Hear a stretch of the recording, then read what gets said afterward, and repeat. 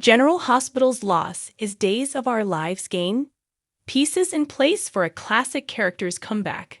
Hello everyone, welcome to my channel. I hope everyone is having a wonderful day. Before starting the video, please go ahead and hit the subscribe button and give this video a like up. We should have seen it coming from the moment we learned Dimitri had another hostage on Days of Our Lives. After all, who would have the sort of leverage needed to get him out of the kind of trouble he was in? Well, it turns out we were way off with our guesses, but the real identity of the hostage should have been obvious. Andrew Donovan. He's an agent of the International Security Alliance and the son of the head of the ISA, Shane Donovan. So yeah, if Dimitri wants everything against him dropped and Megan sprung from jail, that's the family he's going to have to tangle with. Does the ISA really have that kind of power? Apparently.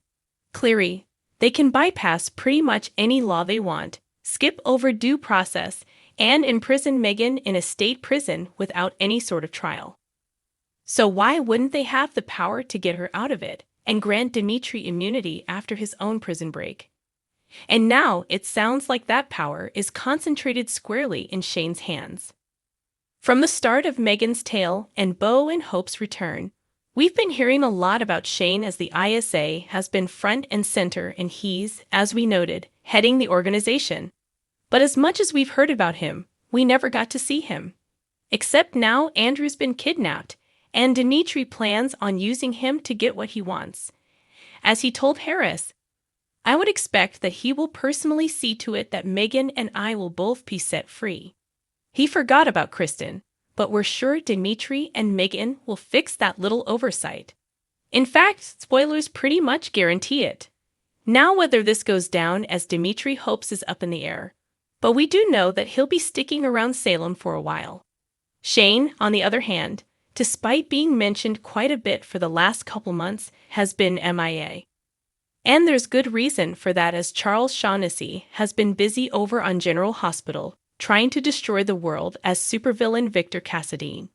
Now though, Victor's dead and his plan thwarted, which means just about everything is in place for Shaughnessy to head back to Salem and return on the right side of the angels as Shane. Granted, Days of Our Lives shoots so far in advance that all the Shane talk was shot back in the thick of Victor's Port Charles days.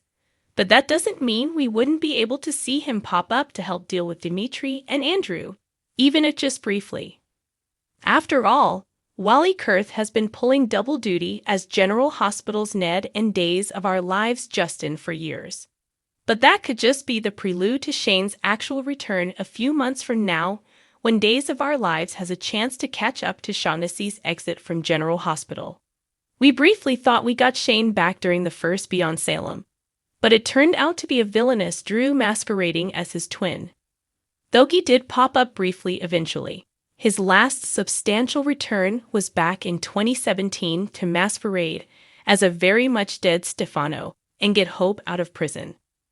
With Andrew running around, Dimitri joining the show full-time and Megan about to secure her and Kristen's freedom and, hopefully, start mixing it up with the rest of their Demira family, this would be the perfect time for Shane to make his return to keep watch over everyone.